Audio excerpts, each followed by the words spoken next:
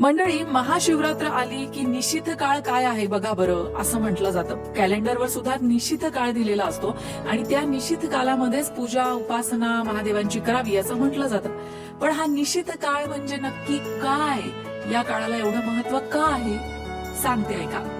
महाशिवरात्रीच्या मध्यरात्री महादेवांचे परम तेजस्वी अस्तित्व पृथ्वीवर सक्रिय होते आणि हा जो मध्यरात्रीचा काळ असतो ना, त्यालाच निशिथ काल असं म्हटलं जातं. बरं, हा कसा काढला जातो? सूर्यास्त ते सूर्योदय एक रात्र आणि त्या रात्रीचे 4 समान भाग केले जातात, म्हणजेच ज्याला आपण 4 प्रहर म्हणतो. दुसरा आणि तिसरा प्रहर जिथे एकमेकांना भेटतात तो मधला भाग म्हणजे निशिथ काल असतो. अगदी थोडक्यात सांगायचं झालं तर सूर्यास्त ते सूर्योदयाच्या मधला बरोबर मध्य काळ असं आपण त्याला म्हणू शकतो.